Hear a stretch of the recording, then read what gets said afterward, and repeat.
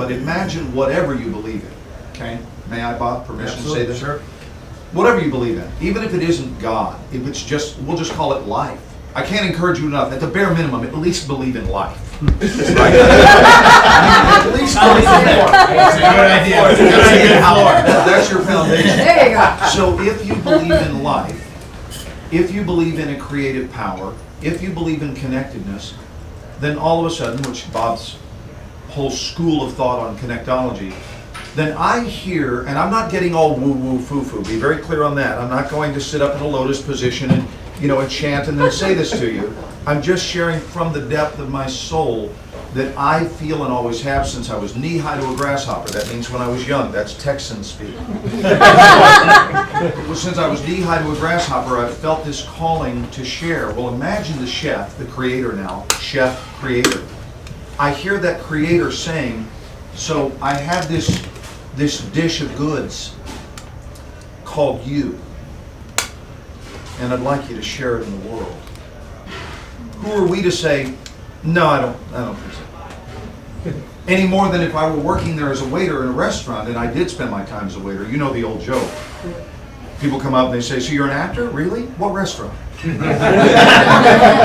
Every actor has worked in a restaurant. But if the chef had said to me, hey Glenn, do me a favor, I've got some people from Fox that are sitting out on table 32. Take them this new dish. I want to get some feedback. They're dear friends of mine. Take this. Who am I to look if Tommy were the chef and say, no?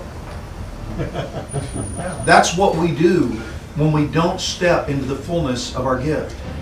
We've been given this beautiful wide array of gifts, of whether they're appetizers or main course dishes, but all of these beautiful options called us. Various shades and colors of us on a plate by the Creator. And the Creator beckons us to simply go share this. Go share you. This is my gift to humankind. You're a one-of-a-kind deal. Go share you. And go share you, Bonnie. And go share you, Wesley. And I can go because I know most of your names. This isn't just for certain people. It's for everyone. Go share you. Now here's some terrific English. Don't not share you. Don't not. That'll burn you up, man. It's intentionally bad English, but it gets the point across. The dance is brief. Let's be sharing those goods. And I love how we learn these things I learned a lot from my father. One of the things he said was, son, your talents and your gifts are a gift from God. And what you do with them is your gift to God. Right. And he's saying the same thing. Well, we give of ourselves. because I don't think people Your catch that talent sometimes. is I've your heard it, I love gift it. from God, and what you do with it is your gift to God. And we're all here to serve. So in not sharing it, we're literally depriving God of the gift. I think if we don't share it, it kills us, man. I honestly believe that. I honestly believe that. I am not going to die for not sharing. Whatever That I will have. not be Tommy Bailey's And cause of death. sometimes He I didn't share. annoy the hell out of you.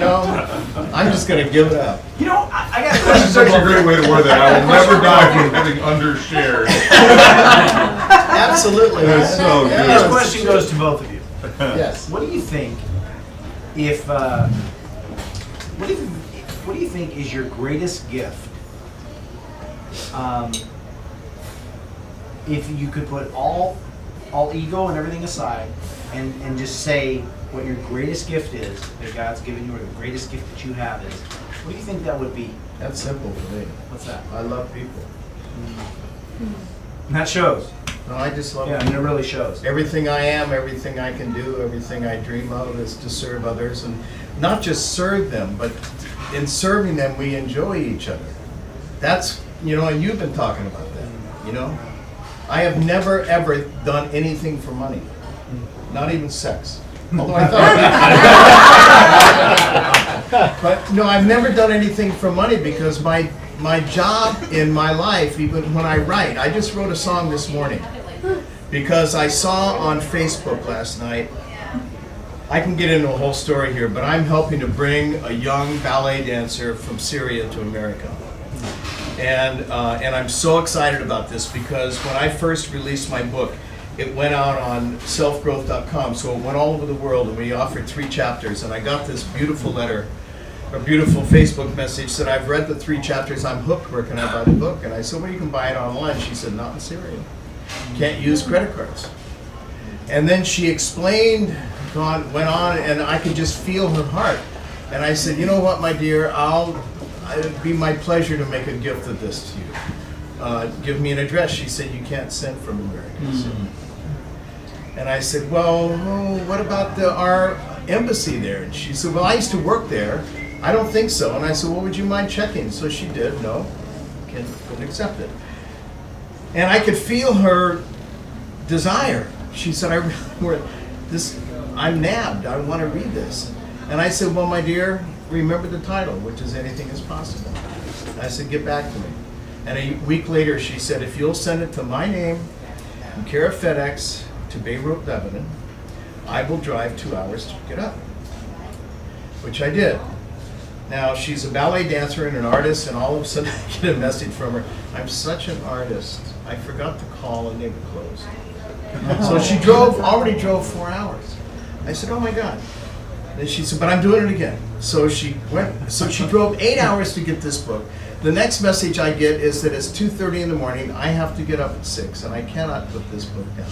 Thank you so much. Well, we have become friends over this.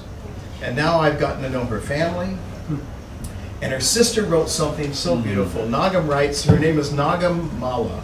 Check her out on Facebook. She's just a marvelous, serene, incredible human being. And she sent me some things that she's choreographed. And she's 22 years old. I mean, this is girls just out of college. She was going to Germany to get her master's, but Syria shut it down. So just by happenstance, I live across the street from Lincoln Center, and right down the street is Albanele, and I noticed that she's a ballet dancer and a modern dancer, which isn't that odd for those two techniques. And anyway, I said, have you ever thought of coming to America? And she said, oh my God, that's my dream. And I said, well, you know, I knew Albanele before he passed away. If you would like me to look into this for you, I will. So I've been doing this. And her parents are like, oh my God, we would love for her to come. So yesterday I was reading, and she always puts up something thoughtful, and she said, life is short, the winter is long. And her sister wrote, in my arms, there is no winter. And that song, and that became the title of a song that I wrote this morning. Because it was so moving. In my arms, there is no winter. Oh my God.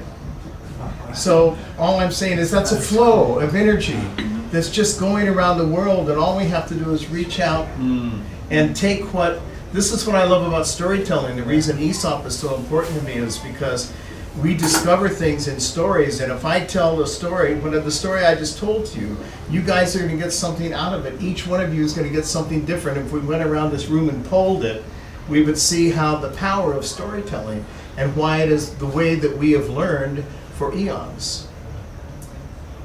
So, and we're starting to graduate back to that, because during the industrial age, which we needed, otherwise we wouldn't be sitting here, we learned facts and figures, mostly. And that became the norm, and the arts were kind of pushed on the bad thing. Not because they didn't appreciate it, but there's only so much time. But the thing is that if somebody tells you that, what date did Sherman march into Richmond? I'm sorry, who gives a shit? But if you tell me about how he felt going in there, and how the people of Richmond felt knowing that they were going to be attacked, and these are human stories. Now and we might even remember a date too, but who cares? The date means nothing. But that's a way of measuring in that type of teaching. And I'm not putting it down, it's just that we are now graduating back to telling stories. This is what Glen does. I mean, you were amazing. Just in the 5 minutes that you shared with us, I was completely enraptured. And I know you guys were too.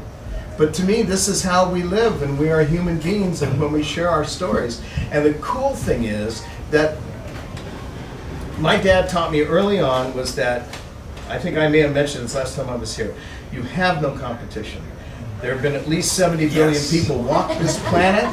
There was nobody, my dad said, son, there was never a Tommy Bahler, there will never be another Tommy Bahler, and as long as you are authentic to yourself and be who you are, You have no competition. Nobody can do what you do. And the thing is, if somebody can do something close to you, you're going to walk in concert. You're going to have fun. You're not going to compete. You know, isn't that beautiful? I've been teaching that very thing, word for word. I couldn't control myself. Because that's, acting is considered to be, and wrongly so, such a competitive business. And in my training, this is what I teach actors is, who is going to walk in and be you? There's one person cut out for that assignment. End of story. And I dare them to argue with me, and they realize, wow. So all of a sudden, a little bit of a sense of uniqueness and specialness occurs that nobody can touch that. No matter how hard they try, whatever rendition of the character they come up with, it won't be what yours is. And so you'll always be one of one. Stop copying me. No, isn't it beautiful though? It's the truth, man. And it's so hard for us to grasp if we're raised a certain way. You know, that you need to go up against this, you need to conquer this, and you need to beat that. Yeah, you need to beat that out. You need to win. Right. We did enough winning. They've heard me say this, at least most of the people on the day of our conception. We did enough to prove it for a lifetime that our nature was winners because we outswam 600 million sperm that day. That's pretty impressive math. No kidding. So in terms of my ability and your ability and everyone in this world's ability to defy math, we kind of proved that and ended that discussion on day one. Amen. So we arrive in the world and the experience of life as winners, and then we're issued these bodies, which I believe are called our trophy. And this is the trophy we were awarded for having won that initial race. And we have a responsibility to take care of it. Bob, can I answer the question that I think you intended to also ask me? Yes, I did. But you stopped at Tommy, and I actually Tommy, but I find that is operating at root cause with me as well, which is that I love people. I want to add to that so that I can be not a carbon copy here, but in my own unique thing, I believe in extra. That is the very reason I've called the course the Extra Mile. I believe in the extras of life. So what does that look like? For any of you who've never heard me speak on this subject, here's an example of an extra that to me isn't even an extra. It's a mandate. Okay, be real clear on that. What other people regard as extras, I don't. They are mandates. I have an internal requirement that says, yes, you will do that. And that's your norm. So when your norm is everyone else's elevated bar, that's when you know you're in the zone. When you don't think anything of it, that's just the way I roll. So here's an example of that. And there's no self-congratulatory feeling here. I'm just admitting, I'm being naked and vulnerable and admitting to you, this is who I am. If you have any doubt that this is a show, please talk to the woman who spent 37 years with me. We've been playing doctor since we were 7 and 6. Whoa. When we were kids, they were 9 years apart. We got back together. We lived in 2 different parts of Dallas, and as a result of listening to a whisper, which said contact Carolyn out of the blue, I acted on that whisper, and I'm not really getting into the whisper discussion tonight, but I acted on it, and so we got together when we were 17 and 16, and now we're 54, and tomorrow Carolyn will be 53. So. But the idea of extras are this, and even Bob had one of those moments with me tonight, didn't you? When we pulled up over at Cindy's and you know what I'm talking about, and the snail was there. It's been there for days. When I go into a gas station, if I'm pumping gas and I look down and there's a rapper on the floor, I don't mean someone who raps. Because if that kind of rapper's there, I sit and I listen. I think it's cool. I think, and I do dance, and I think it's cool that a rapper has shown up while I gas my car up. But no, if there's a rapper like a Butterfinger or a Payday or something, or an empty pack of cigarettes, I actually see it. I'm not kidding. I see it as my job to put it in the trash can. We have 2 kinds of people in the world. You have producers and we have consumers. And the distinction between the two is that consumers notoriously do less than their share. Producers do notoriously do more than their share, and the very reason producers exist is because consumers exist. That's why we have to exist. Because if everyone did less than their share, Think about what this world would look like if everyone, not some, not most, if everybody, when they didn't want something in their car, threw it out their window. Do you know what this world would look like? I'm talking no cleaning crew, no men in orange suits who are doing prison time that work on the side of the highways, no goodwill doers, nobody. If it goes out the window, that's it. It lays on the ground because everyone is showing up as less. So when you become a producer, you see it as your job, if nothing more than just to keep the world in balance. That is why often when you pass a check, and we don't do this here, but if you're out in a restaurant, you see a check gets passed around, unless you're having dinner with a lot of people that are all evolved souls and they know what it means to be producers. In the average gathering of people, you don't want to be the last person to get that check. And the reason is you will discover that even with a 20% tip, that if you put what you owe plus tax plus 20%, it still doesn't cover what is owed, which means people are doing less than their share. And I want to tell you, on the plane flying back from Atlanta, Delta Airlines is practicing breast cancer awareness month. And they announced on the flight to Atlanta and on the way back, they actually gave a dollar amount that they wanted. And I've never seen that done, and I thought it was kind of cool. Because that way, by being clear that we're not asking you to dig deep. We're asking you to be a part of us. I thought that was neat. And so they didn't just say, if you'd like it or find it within your heart, to donate to breast cancer. What they said is, we're seeking a $1 donation.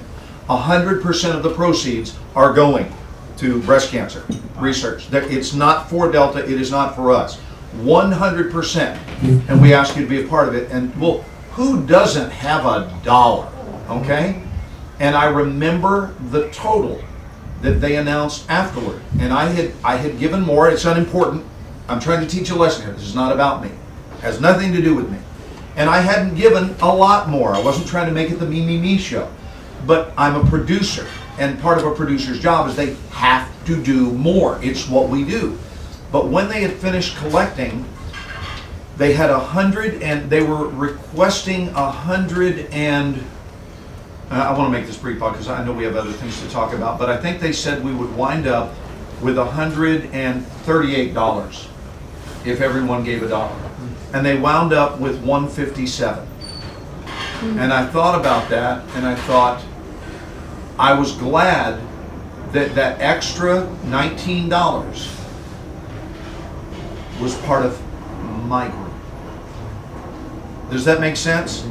That I'm a member of the team who says, count on me for more. It doesn't matter what the more is. Right. Whether it's $1, whether it's $10 more, but to show up is more. Now here, this is divisive, and I'll shush about the subject, but it's a game changer. When we show up as more, we actually have more, and I don't mean stuff. I'm not down here on earth to quest for stuff. In fact, I not only I never gave that up because it was never me. My whole life I've never been about, I need to have that and then I'll become a person of worth once I acquire that, or then I'll feel good. I'm not into the postponement of celebration. I think celebrating now makes a tremendous amount of sense. Well, why? Why are you celebrating? Is your birthday? Well, it's your wife's birthday? No, actually I'm celebrating that my spleen works. I'm celebrating that I can do that. That's only huge. Because the people who can't get up out of a chair would trade every dime in their bank account if tomorrow morning something could change where they could just do that. And they would go, you know what? That moment, I just won the damn lottery. Yeah. The moment I stood up out of that stool, I'm saying if someone had lost their mobility, that alone. So we're in this quest for things that when we get them, we'll feel like we're there. The whole thing to figure out about life is you're already there. There is actually here. And now. And That's it. It's here. You don't need to go fetch anything. Beautifully said. Man. you know, As always. I heard Glen speak right now. When we met, I heard him speak. I had never recognized that I had seen him act. They said he was on 24. I didn't really watch 24, so I don't. But I kind of remember. Okay, now that I'm looking at him, I'm going. I kind of seen him on something. And they said 24. I'm like, I didn't really watch that, but I might have seen him from that. And then they said, a couple other movies. I'm like, okay. heard him speak, and I remember if it wasn't that day, it was shortly thereafter that I said, you know, if you could only do one thing, act or be a speaker, which would you do? And without even thinking, he goes, speak. He's a speaker first. He's been acting a long time, but he's a speaker first because he loves the ability to impact and tell those stories like Tommy's talking about. But I mean, you can tell, can't you? Just that acting is his life only on one plane, but really communicating and speaking to an audience is just such a gift that I think it's great that you found a way to share that and utilize that. So thank you for sharing your gift. Hit us with some questions. Amen. Why did you go off the 24? Why did it go off the air? I love that show. We actually were not. Oh, you love the show? I love it. Watch I'll give you. faithfully. This may surprise you, and maybe you didn't know this, but we were never canceled. We stopped making the show. Fox never pulled the plug on us. Basically, our executive producers looked at the writer team and said, "You guys have anything that's begging to be written for next season?" And they went, "Not really." They went, "Neither do we." Hey, you know what? Why don't we leave before we're asked to? And that's how the show ended. They just decided to leave before we were asked to. There is such a thing as overstaying your welcome. So that's what happened, and then all of a sudden, people have been begging for more. And when Fox did cancel, they did actually cancel Kiefer's show, Touch. It was in the same phone call. They basically said, no, don't hang up. Yes, we're canceling Touch. But what would you think about coming back and doing another truncated season of 24? And he went, yes. So they're coming back, and we'll be back on the air next April. I don't know whether or not I will be a part of it yet. I just recently found out they're only doing 12 episodes. Surprising they're not calling it 12. But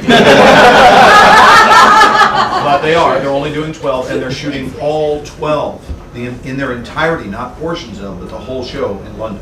Wow. And I have work lined up for the next 6 months right here stateside anyway, which I would gladly push aside if asked. But my condition in life, and I'm grateful.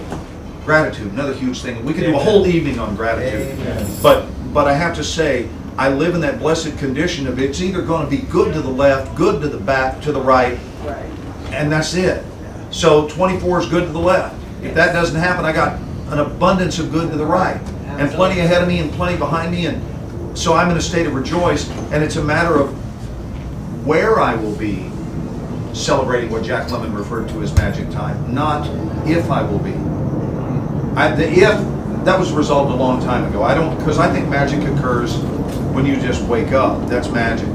And so that level of engagement, or that type of engagement in life, has a very powerful magnetic ability. I mean, they wrote books about it, like called The Secret, but here's the deal. It really is not, it's a misleading title because it's not a friggin' secret. It's not a secret at all.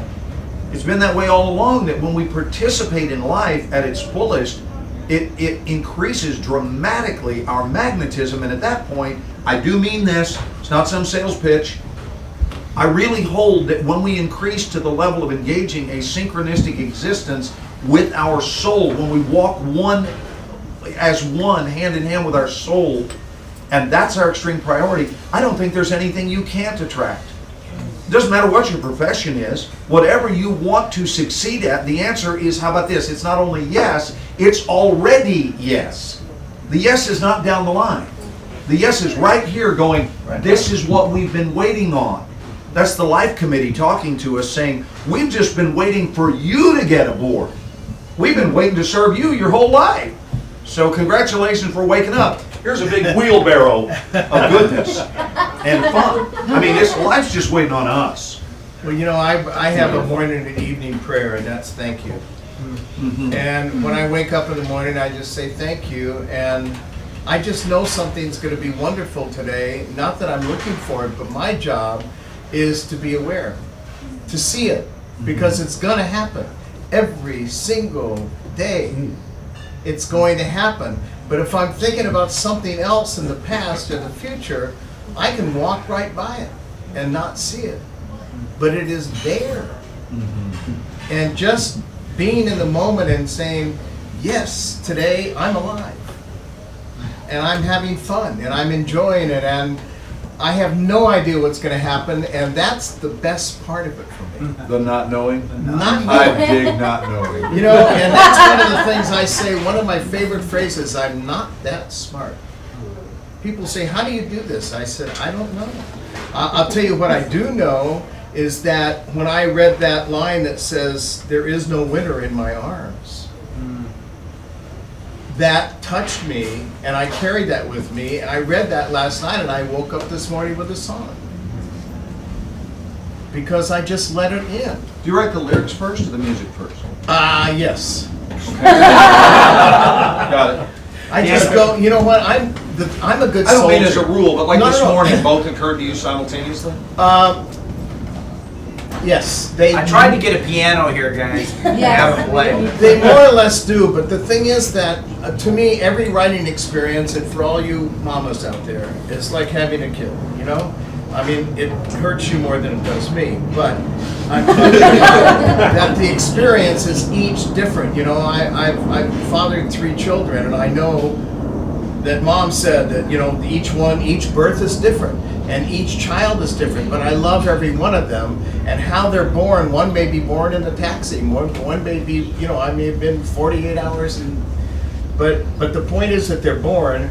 And so I don't really keep track of how they come in. I have to really think about it. But what I did do with that song, I did hear a melody when it came in, but I'd also heard from a friend of mine, and this again is just about being open and letting it happen.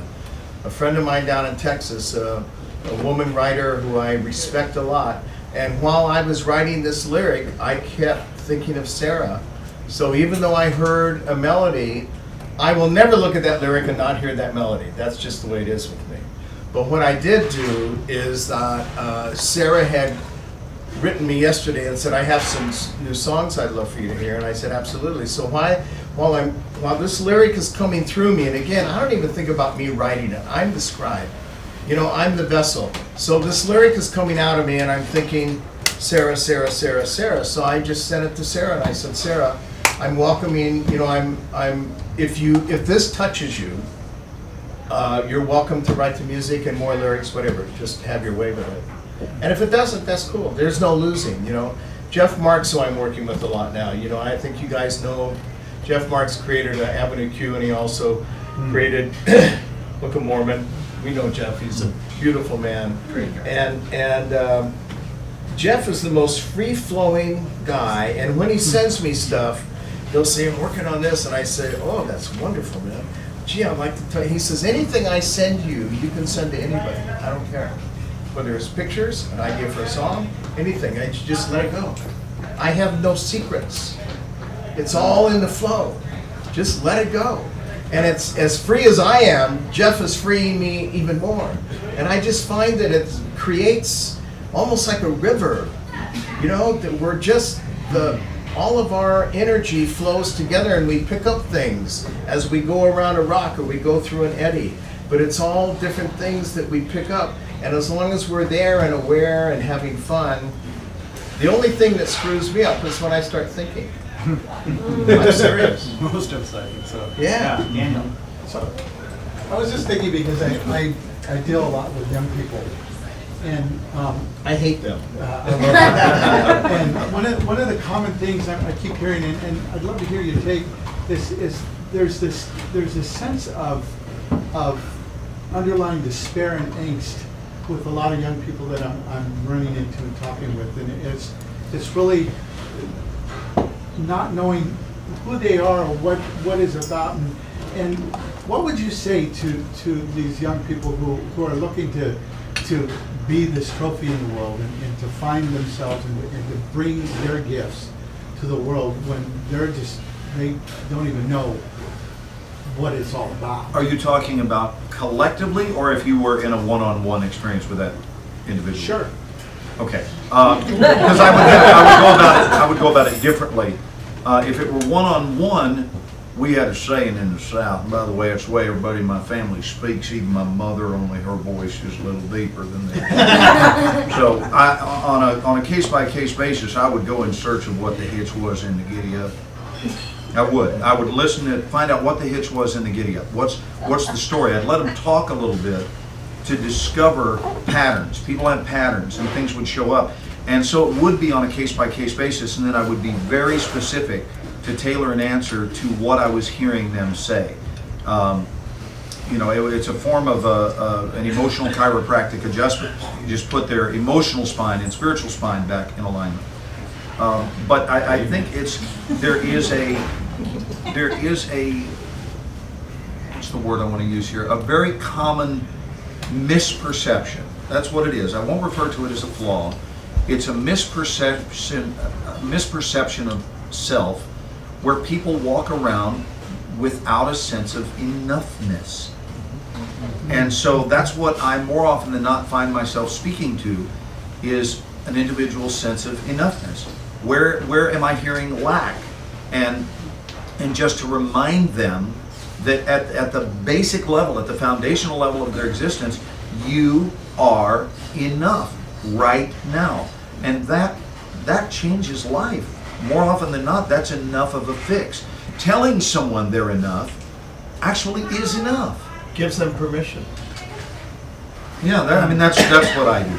You know, you and I just share the same philosophy, but we're two different people and express it two different ways, Sure. as all of us would. One of the things that I was tuned into was that I had this wonderful teacher, George Tremblay, who taught Quincy Jones, and he was the West Coast man in Boulanger, and an amazing man. And one of the things he talked about is that who you are is not only enough, I mean, it is enough. This is who you are, and you are perfect right where you are. So if you're worried about things, you're kind of spinning your wheels. You're putting energy where it's not really going to help you, because worrying never created anything but angst. However, the way he pointed it out to me, he says, if you look at the word educate, it comes from educare. And the base of educare means to bring forth. Everything we ever need to know is within us. And when we have a teacher that ignites us, it's because he or she puts us in touch with that which we already know. And we go, yes, yes. They don't put it in us, it comes out of us. So Glenn and I are saying the same thing, is that everything that we are born with, that sperm, and that egg was it. We're flying from there, and we have it all. And the thing is that we're basically taught that that is not enough, but that is a habit. And it is a breakable habit. And I love what Tony Robbins says. He says, every belief that we hold once served us. But it's good to do an inventory every now and then, because we have beliefs that don't serve us anymore. But the thing about beliefs is you can't just throw it out. It won't go away, because nature abhors a vacuum. You must replace that non-serviceable belief with a new belief that is serviceable. Then it'll go away, and it'll go serve someone else who needs that, by the way. I think there is no energy on earth that is ever in the universe that is ever wasted. I love the way that Quincy Jones looks at life. He said, there are people at 30 cycles, because being in music, 30 cycles is about the lowest that we can hear. 19,000 cycles, let's say 20, is the highest we can hear. And he said, there are people, he said, when I travel the world, 20,000 cycle people, which is like this group, are the same the world over. And this is why I'm thrilled to be here with you, because we can talk like this. There are also 30 cycle people that wouldn't understand what we're talking about. But guess what? They are just as important as we are. The difference is that everything in between, we all are here to serve, and we do things for each other. So it's just because you're 30 cycles doesn't mean that you're not cool. You are totally cool. You're just a different person than the 20,000 cycle. And we're all here to love and serve and help each other. And the thing is, you don't want to pull a 30 cycle person up to 20, because they wouldn't be comfortable. And you don't want to pull a 20 down to a 30. That's not why we're here. We're each here to be at that cycle. And we will find it. As long as we have somebody to come along and ignite in us that, as Glenn said, we're already okay. Every one of us is okay. And this is what I say to people when I speak. I use a metaphor for singing. Quite often I will ask a group, who's comfortable singing? And I'll get about 60-70% raising their hands. I said, who can't sing? And 30% will raise their hand. And I just say, you believe the lie. Unless you have been injured, every human being can sing. And I got news for you. We sang before we spoke. You know, language brought with us consciousness. Before language, we were unconscious. And unconscious is the sea. This is why our unconscious doesn't speak to us in words, but symbols. Because this is what we see. And every human being can sing. But you have believed a lie, and somebody said, and maybe to protect you, your mom or dad heard you sing and said, oh man, I don't want her embarrassing herself. Honey, you're not a singer. And you believed it. It was the chorus teacher. Those two. But those chorus Bonnie, is that teachers. who it was? Yes, in the first grade. Sorry. Yeah, no, but thank Asking you. you. Exactly. And you know what? I can give you, if you don't believe that you can sing today, I can give you a really quick answer to that. And 3 weeks later, I'd like you to call me. When you take a shower, if you take a shower, if you don't, start. You take a shower and you focus that stream of water to be a narrow stream, and you stand under it, and you open your mouth, and you fill your mouth with water, and then you start to gargle. And gargling is going to keep you from drowning. It's also going to put your body in the very perfect place to sing. It puts all the pressure in the right place, and you could take 10 years of vocal lessons and they can't do it any better than gargling. And if you gargle, you just go, and then after you're comfortable doing that, start humming a tune. Whether it's Mary Has a Little Lamb or something from Faust, you know, it doesn't really matter as long as you're singing something that you like, and you're going to do it in short strokes because you have to breathe. But the thing is that if you start doing that, you're going to get that mechanism working. When we're a year old and we start to walk, we are not conscious. If we were, we go, oh shit, I can't walk. I throw down. I'm done. You know, but we don't. We just get up and we don't think about it. Well, the thing is, we start thinking about singing, and that is total bullshit. Because we don't think to sing. In fact, when you sing, you cannot think. And it massages our insides. It's like doing yoga for your organs. There is nothing healthier for you than singing. And I urge and encourage each one of you to sing just for your own health. And if you're embarrassed to sing in front of somebody, don't do it. But sing anyway. And there's also no such thing as tone deafness. I'm sorry. Can we be in a circle and hold hands and sing We Are the World? Absolutely. Absolutely. You want to close with that, or you want to? Yeah, let's close with that. Okay. Yeah, let's keep going and close Yeah. with this. Wesley. Perfect. I want to. Yeah, I'm sorry. You called. Wesley has a question. Sorry, Wesley. Just kind of a practical question, actually. You're both artists, and you both pursue that as a passion of yours, but then you have this business side. You're also entrepreneurs. You run a business. Do you ever find that those two sides are in conflict, or that they argue with each other, or that the art side of you, the artist side versus the entrepreneurial business side, or for everyone else, you have the mission side and then the business side? Are they ever in conflict? And if so, how do you resolve it? I would love. May I take Please, a step first? please. For me, You got to gargle. they first. are absolutely. Say again. I said you got to gargle first. They are. I think you probably could have more garglers in Southern Cal tomorrow morning. For me, they're beautiful dance partners, Absolutely. and they really serve one another well. I mean, in terms of my personal enjoyment, I'm starting a new sitcom tomorrow morning. Haven't met these people yet. Great people, several that I've wanted to work with for quite some time. I'm excited about doing. It's a different type of fulfillment. I'm also saying someone else's words as an actor tomorrow. I'd rather be saying the words of my own heart. That's my preference. But I also understand that it's very divisive, and that having a recognizable face in public is the very thing that puts butts in those seats. And having them come back will be based on what I deliver as a speaker when they come the first time. So both sides really recognize how important they are to one another. In the same way that within my own body, my brain and my heart and my spleen and my toes and my butt, there's no exception. My eyebrows have all looked at one another and said, you know, it's probably going to be best if we dance together. It's probably going to be best if we don't decide who's most important. You ask everyone, what is the most important part of the car? I'll guarantee you, you put any survey down, everybody says the same thing. They all say the engine. Yet I've not seen an engine go anywhere without its tires, right? So, which is more important? We all have a role. I will wait to offer what I was going to after Tommy answers this same question. I've got something I want to say that's unrelated to that. Well, again, we're on the same plane, different ways of expressing it. To me, I'm a very positive person.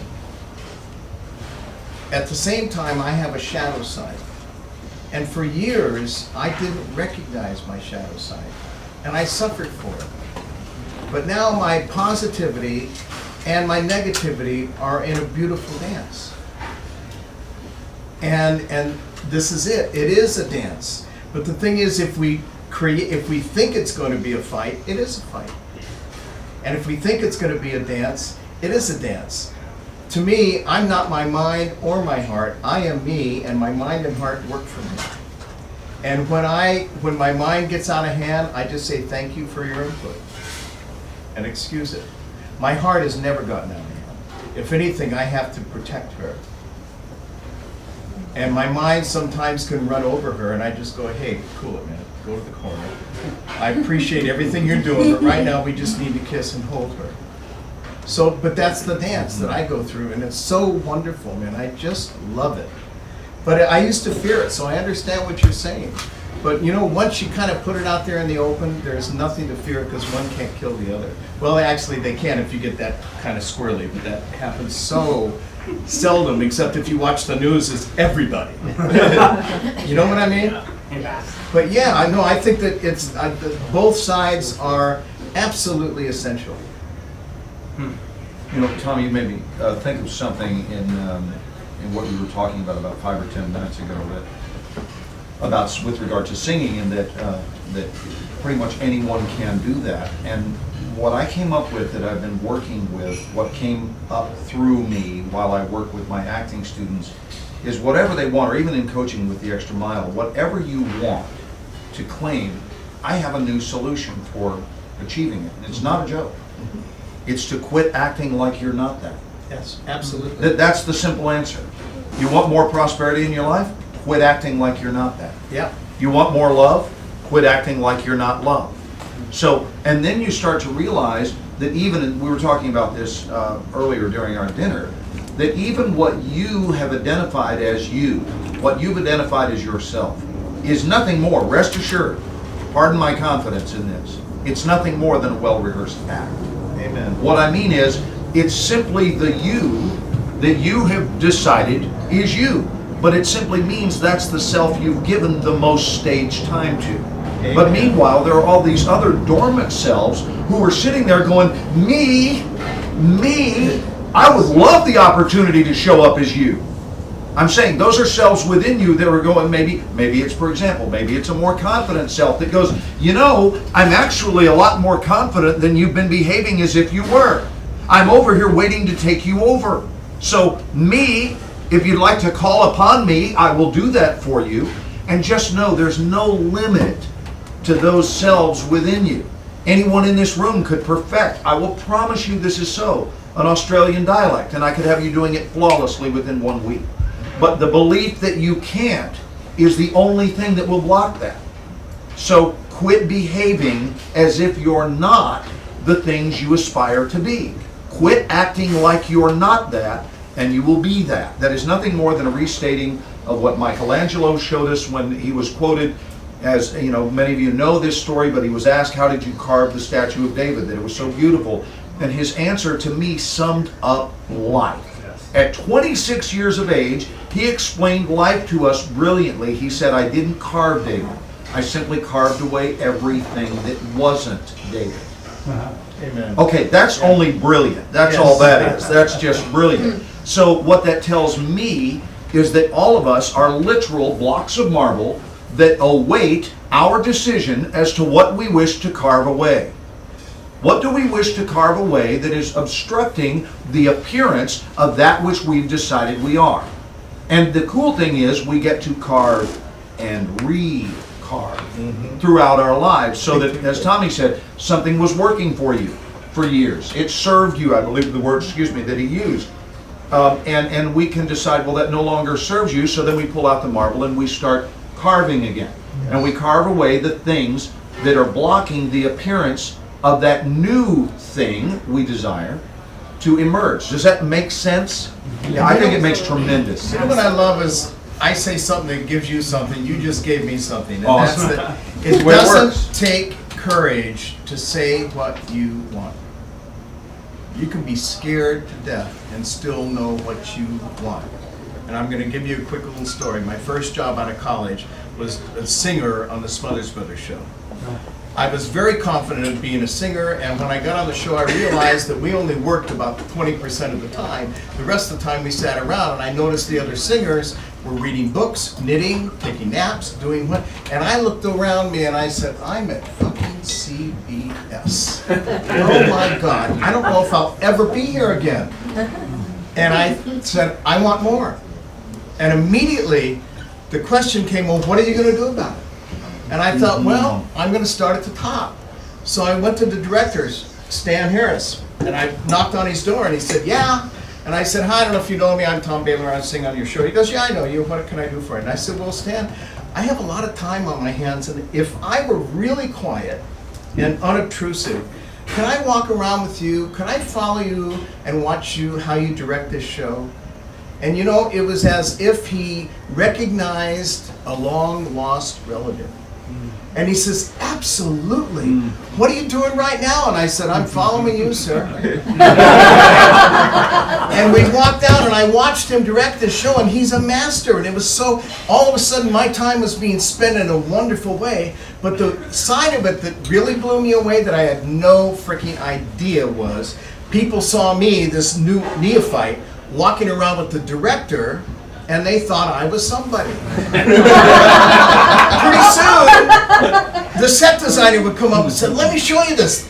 Look at this, what we're doing for the next set. What do you think? I go, yeah, cool. And then they say, you know, we're doing this pirate thing. Look at the makeup I came up with for this. And the wonderful thing is I built relationships from everybody there, and it started out with me saying what I wanted, not knowing what it was, which is I want to know more. And as soon as I said that, the question came. There was another time when I put a group together for Ford, and we were opening act for Henry Ford II. I had cast this group, I was 23 years old, maybe I told you the story before, but I had this young girl, well, we had all sorts of, we took Janice Hansen, who sang The Look of Love, from Brazil 66, because we had money to offer, and we had this little 18-year-old girl who was really cute. She wasn't a Lolita, but she was just this beautiful little girl next door. It was kind of sexy, you know what I mean? But totally you when you were 13, okay? So, you know what I'm talking about. Anyway, so we had the girls and guys, and we had every kind of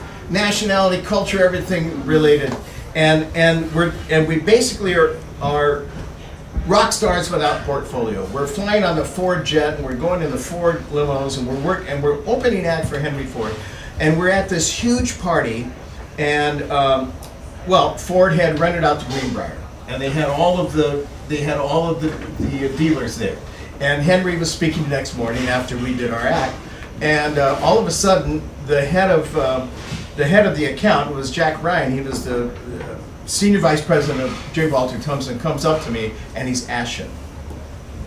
And I said, what's wrong, Jack? Because we're at a party. I said, what's wrong?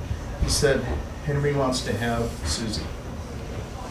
And I said, why are you telling me this? He said, because it's your group. I said, what do you want me to do? He said, make it not happen. He said, if this happens, this whole thing's going to blow up. And I'm 23 years old. So when he walked away, thank God, my father taught me this. I said, what do I want? Instead of getting panicked, I thought, what do I want? I want to ameliorate this. I want to neutralize it. I do not want to piss off Mr. Ford. I want to save my girl. And immediately, as soon as I said what I wanted, I heard, what are you gonna do about that? And the question, and it came to me that Janice had just gotten engaged, and I thought, because Mr. Ford I was the only one that knew Mr. Ford, I figured that he would not want to come after my fiance. So I walked up to Janice and I said, give me your engagement ring. And she said, go fly a kite. I said, no, I really need this, please trust me. And she said, okay. I put it on Susie's finger. I walked her up and I said, he wouldn't let us call him Mr. Ford. I said, Henry, I'd like to introduce you to my fiance, Susie T. And it was over. And again, it started out with me saying, what do I want? And for me, I have found it the best thing to keep me from worrying. So when something happens I don't expect, I just say, what do I want? I want this to be over. So But that's fine. As soon as you say I want this to be over, I'm I sorry. love it. No, I love the story. It was great. So here's what I want to do. I want to give you guys a chance to talk to them and get to know them. And, I want to tell you how this all happened because you guys don't know, but I typically have somebody planned a few weeks in advance. Sometimes I wait till a couple of weeks before because everyone's schedules are kind of different, especially when you're dealing with celebrities and people that travel and things like that. They don't know where they're going to be next month, so to book them a month in advance, good luck. It ain't going to happen. So it might be the week before that sometimes you get somebody who says, yes, I can be there, I can make this work. And even then sometimes it doesn't work. Well, that happened this time where the person that was supposed to be here said, oh man, I'm so sorry, can I postpone to another time? I've got to be uptown. I'm like, sure. Wow. So Wesley and I are having dinner the other night, and he goes, so who's the guest of honor? And everyone knows that I don't make it about the guest of honor, it's about the association of people. So I'm like, I'm still working on a couple people. And he goes, so that means you don't have anybody. I go, you're so smart. So I said, I'm just, somebody backed out, so we have to, adjust. He's like, okay. So yesterday, Wesley says, so, what you got? I go, still working on it. Well, last night, Tommy texts and says, hey, I'm in town.